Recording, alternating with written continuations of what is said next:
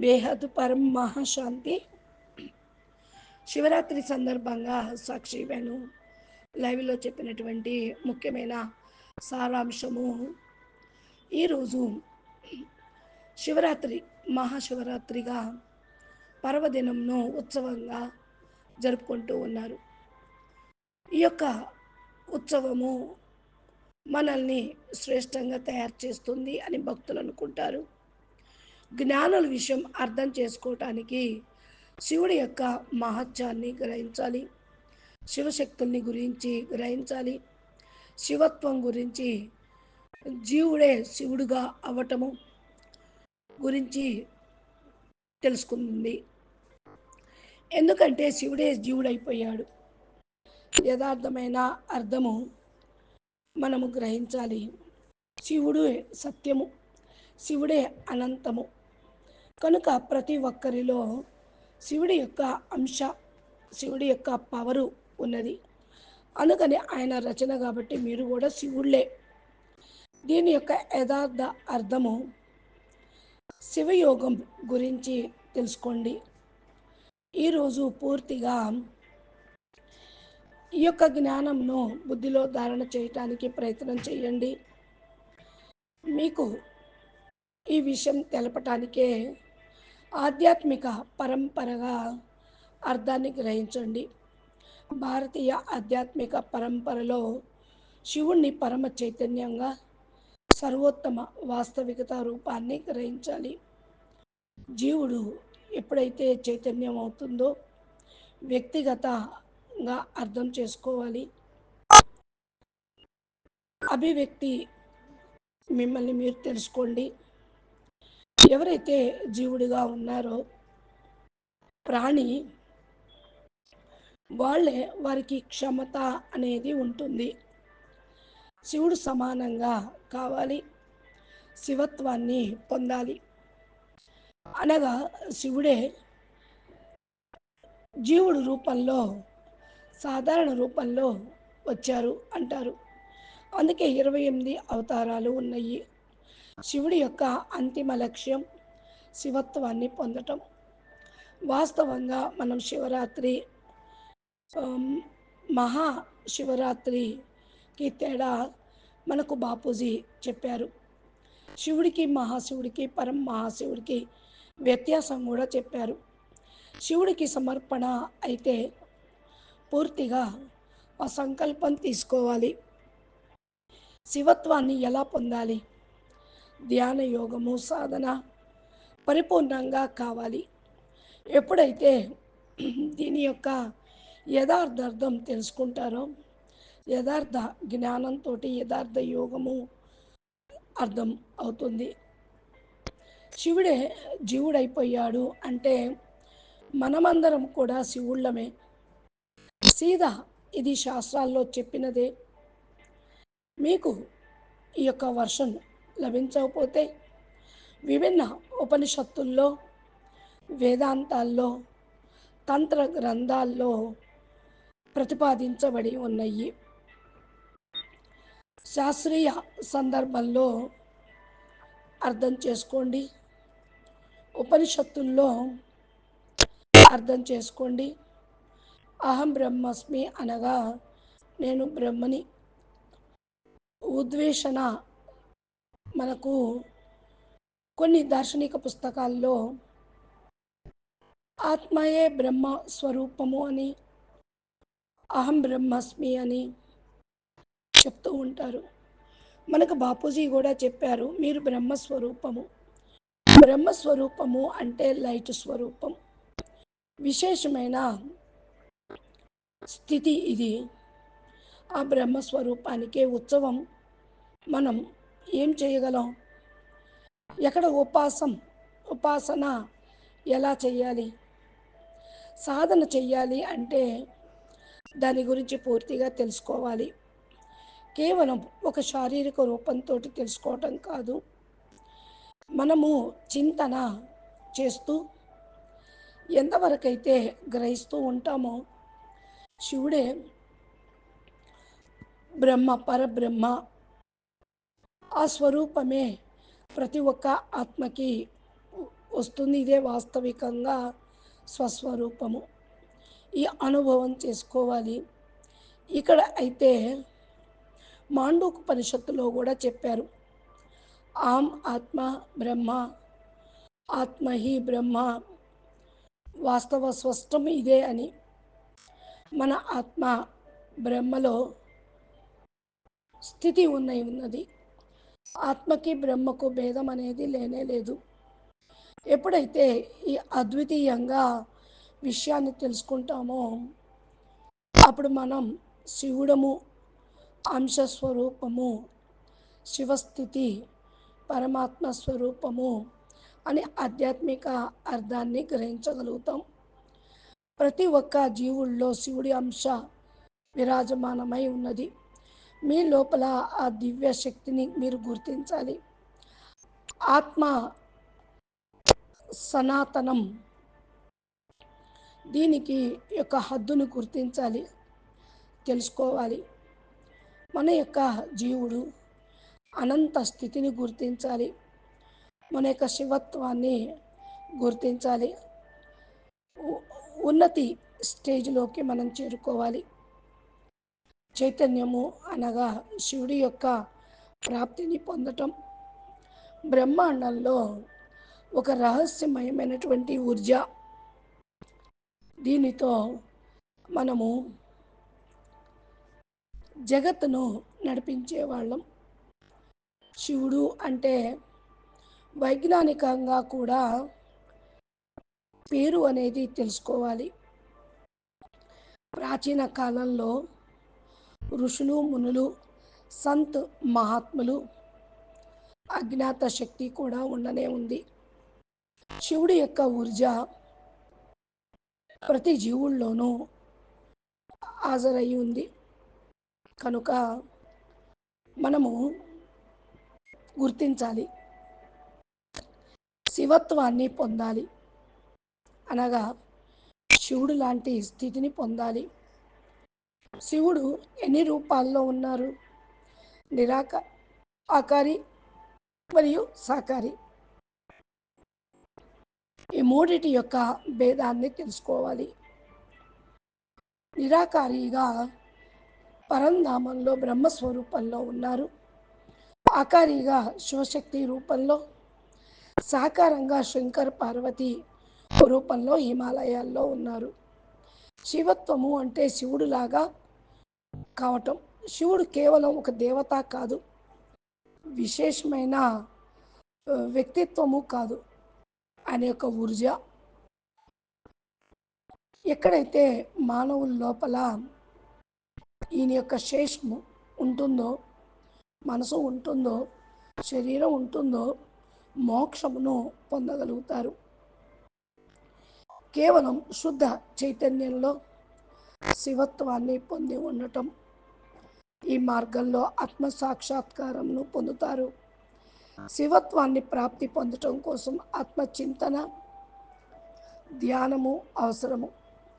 దీనితో వ్యక్తి తన లోపల శుద్ధ చైతన్యాన్ని గుర్తించాలి. శివుడే సత్యము, శివుడే అనంతము, శివుడే సర్వగుణ సంపన్నుడు, సాగరుడు అనగా ఆధ్యాత్మిక వ్యాఖ్యానంలో మనము చూసేది శివుడు కేవలం దేవతయే కాదు, పరమసత్యం. మనము తెలుసుకోవాల్సింది పూర్తి బాపూజీ చెప్పినటువంటి జ్ఞానము. శివుడికి పైన మహాశివుడు, ఆయనకు పైన పరమ మహాశివుడు, ఇలాగా బేహద్దులో హయ్యర్ డైమెన్షన్ వరకు చెప్తూ వచ్చారు. శివుణ్ణి తెలుసుకుంటే మహాశివుణ్ణి, పరమ సత్యాన్ని తెలుసుకోగలుగుతాం. బ్రహ్మాండం యొక్క శక్తి ఊర్జ, బ్రహ్మాండం యొక్క పవర్ మొత్తం శివశక్తి నుండే వెళుతూ ఉంది. శివశక్తి నుండి బ్రహ్మాండం యొక్క ఊర్జ నిర్మితమవుతూ ఉంటుంది. శివుడు కేవలం కైలాసలో ఉండేవాయన అనుకుంటారు, మహాయోగి అనుకుంటారు. కానీ ఆయన పరమయోగి, యోగీశ్వరుడు అని చెప్పేవాళ్ళు ఉన్నారు. స్వయం చైతన్యము, ఉన్నతమైన స్థరము, శివుడే చైతన్య స్వరూపము. నిరాకారము. ఎక్కడ నివాసము స్థానము అంటే పరంధామము. బాపూజీ చెప్పారు కదా చక్కటి వీడియోలో, సీక్రెట్ ఆఫ్ సెవెన్ శివ. చూడండి, బాపూజీ మెయిన్ ఛానల్లోకి వెళ్ళి తెలుగు ఛానల్లో 2-3 పార్ట్లుగా కూడా చెప్పడం జరిగింది. నిరాకారి నుండి ఆకారి, ఆకారి నుండి సాకారిగా శివుడు వచ్చారు. శివుడే సత్యం, శివుడే అనంత పవరు ఉన్నవాడు. ఈ బ్రహ్మాండం యొక్క ఎనర్జీ. అద్వైత వేదాంతంలో శివతత్వం యొక్క సారాన్ని చెప్పారు. చాలా లోతైన అర్థం తెలుసుకోవాలి. అన్నిటికంటే ముందు శివుడే సత్యం, శివుడే పరమ సత్యం. సత్యం అంటే ఏంటి? మనం యొక్క పరిభాషను తెలుసుకోవాలి. సత్యము ఎప్పటికీ కూడా ఉత్పన్నం కానే కాదు, అనుకోవటం కాదు. ఆయన ఆది మధ్య అంత్య జ్ఞానం తెలుసుకోవాలి. సనాతన శబ్దం, సనాతనం అంటే ఎప్పటి నుండో ఉన్నది అని, అది ఎప్పటికీ చేంజ్ కాదు. అంతం అనేది కూడా లేదు, శాశ్వతం అంటారు. మరి పరమ సత్యమైనది, శాశ్వతమైనది ఈ భూమి మీదైతే ఏదీ లేదు. అందుకనే సత్యాన్ని గ్రహించండి, సదా కూడా విద్యామానై ఉండండి. బ్రహ్మాండాన్ని నడిపించేటువంటి శక్తి పరమాత్మకే ఉన్నది. ఎంతవరకైతే ప్రళయం, మహాకాల్ ప్రళయం, కల్ప ప్రళయం ఉంటుందో, బ్రహ్మాండం, మహాబ్రహ్మాండం, పరం మహాబ్రహ్మాండం వైండప్ కాదు. ఎప్పుడైతే శివుడు అస్తిత్వం ఉంటుందో, శివుడే స్థిరంగా ఉన్నట్లే. బాపూజీ కూడా చెప్పారు, అనంత అనంత బ్రహ్మాండాలు, అనంత మాలిక్ ఎవరు అని. ఒక బ్రహ్మాండంలో మాలిక్ శివుడు. ఇది మనందరికీ తెలిసిన ఏ కథలు, ఎన్నో ఎగ్జాంపుల్స్ కూడా విన్నాము. అనేక కథలు ఉన్నాయి. బ్రహ్మ విష్ణు శంకర్లను ఆదిశక్తి నిమిత్తం చేసింది. అనంతకోటి బ్రహ్మాండాలను నడిపిస్తూ ఉంది. బ్రహ్మ విష్ణు శంకర్లు ప్రతి బ్రహ్మాండంలోనూ ఉన్నారు. క్రియేటరు, రచన, పాలన, వినాశకారి అంటే లయకర్త. అనంత బ్రహ్మాండాలు తయారవుతూ ఉంటాయి, విలీనమవుతూ ఉంటాయి. కాన్షియస్నెస్లో శివుడు చైతన్య స్వరూపంలో ఉన్నారు. అదే సత్యము, శాశ్వతము, సత్యము. ఈ బ్రహ్మాండం ఉన్నంత వరకు, ఈ బ్రహ్మాండం 100 సంవత్సరాలు బ్రహ్మకు కాలమానం ఉన్నది. అది అయిపోగానే శివుడు కూడా మహాశివుడిలో విలీనమైపోతాడు. కాలమానం సమాప్తమవుతుంది. మళ్ళా కొత్త శివుడు పరంధామం నుండి పరం ప్రకాశంతో, పరం లైట్తో, నిరాకారి స్వరూపంతో మళ్ళా సృష్టిని తయారు చేస్తారు. అందుకనే చాలామంది శివుణ్ణి నూర్ అంటారు, గాడ్ ఈజ్ లైట్ అంటారు. నిరాకారి రూపంలో అన్ని ధర్మాల వాళ్ళు ఒప్పుకుంటారు. ఆకారి రూపంలో మరి కూడా ఒప్పుకుంటున్నారు. విష్ణుపురిలో విష్ణువు, బ్రహ్మపురిలో బ్రహ్మ, శివపురిలో శివుడు ఉన్నారు. సాకారంగా వేరు వేరు అవతారాలు తీసుకున్నారు. దీనిలో శంకరుడు ఒకరి. కైలాస మానస సరోవరంలో బాపూజీ పరివార సహితంగా, అనగా కార్తికేయుడు, గణేశుడు, పార్వతి, శంకరుడు ఉన్నారు అని చెప్తున్నారు. ఇది చాలా గుహ్యమైన రహస్యము, సూక్ష్మ రహస్యము. మనం తెలుసుకోవాల్సింది, మనం ఏదైతే ఉపవాసం చేస్తూ ఉంటామో, భజన చేస్తూ ఉంటామో, ఎంతవరకు జ్ఞానం అర్థం కాదో అంతవరకు పరమాత్మ పూర్తి స్వరూపం గ్రహించలేము. జ్ఞానంతో పరమాత్మ స్వరూపంలో సమర్పణ కాగలుగుతాము. సమర్పణ ఎలా అవుతాము? ఈరోజు వరకు ఇదే అర్థం చేసుకోకుండా భక్తి మార్గంలో కేవలం పూజ, అర్చన, అభిషేకాలు, ఉపవాసాలు, జాగరణలు స్థూలంలో చేస్తూ ఉన్నారు. మనం దీని మీద ధ్యాస పెట్టి ఈ సూక్ష్మ అర్థాన్ని తెలుసుకోవాలి, స్థానాన్ని గుర్తించాలి. కాబట్టి మీరు ధ్యానము జోడించండి, శివుడుని గ్రహించండి. శివుడు సత్యము, శాశ్వతము, అపరివర్తనీయము. ఎంతవరకైతే నిరాకారి రూపంలో ఉంటారో అంతవరకు పరివర్తనీయమంగానే సత్యంగా ఉంటారు, శాశ్వతంగా ఉంటారు. గీతలో కూడా చెప్పారు, నేను సత్యం, సదా ఉండేవాణ్ణి. ఎవరైతే అసత్యమో వాళ్ళు నష్టమైపోతారు. శివుడు ఈ జగత్తుకు ఏకమాత్రమైన అచంచల సత్యం. ఎందుకంటే జన్మ మరియు మృత్యువుకు అతీతమైన వాడు నిరాకార శివుడు అంటారు. ఇది సత్యం అని చెప్పుకుంటారు. అనాది అనంతం శాశ్వతం శివుడే అనంతం అని చెప్తారు. శివుడు అనంతానికి ప్రతీక. శివుడి యొక్క ఆది మధ్య అంతం ఎవరు తెలుసు అని అనకండి. ఈ బ్రహ్మాండ పురాణంలో ఈ బ్రహ్మాండం యొక్క ఆది మధ్య ఉన్నది. హద్దు నిరాకారి రూపంలో ఉన్నారు. అనంత అనంత బ్రహ్మాండాలు ఉన్నాయి. అయితే పైకి వెళ్ళే కొద్దీ హద్దు అనేది లేదు. హద్దు అంటే బంధన. నిరాకారి శివుడు సాకార రూపంలోకి వచ్చినప్పుడు ఆయన కూడా బంధనే. నిరాకారి శివుడికి గుర్తుగానే శివలింగం, అనంత బ్రహ్మాండాలు ఉన్నాయి. ఇక్కడ దీని యొక్క అర్థము లింగము అంటే ప్రకాశము. ఏదైతే ఈ రూపంలో ఉన్నదో ప్రకాశమాన స్వరూపము శివలింగం అంటారు. అనంత బ్రహ్మాండం యొక్క ఊర్జ రూపంలో కనపడుతూ ఉంది. హద్దు అనేది లేనివాడు కాదు శివుడు. ఈ బ్రహ్మాండం వరకే. అనంత కోటి బ్రహ్మాండాల్లో అనంత కోటి శివుళ్ళు. అయితే ఈయన కాలాతీత్ అంటారు. అంటే పైకి వెళ్ళే కొద్దికి కాలానికి అతీతం ఉంటుంది. అనంత చైతన్యంకి ప్రతీక శివుడే ఇంపార్టెంట్ అన్న విషయం చెప్తారు. అయితే మనము మన లక్ష్యం ఏమిటి, ఈ బ్రహ్మాండంలోకి ఎందుకు వచ్చాము, ఏ కర్మ చేయటానికి, ఏ విషయం తెలుసుకోవటానికి అనేది తెలుసుకున్నప్పుడు మీరు మీ స్వస్వరూపంలోకి వెళ్ళగలుగుతారు. మహాశివరాత్రి జరుపుకోవటము అనగా సంకల్పం తీసుకోవటం. నేను శివత్వాన్ని పొందాలి, అహం బ్రహ్మస్వి స్థితికి చేరుకోవాలి. శివోహం అంటే నేను పూర్తిగా ఆత్మస్వ పరమాత్మగా కావాలి అని. పరమాత్మ ఎలా అవుతాము?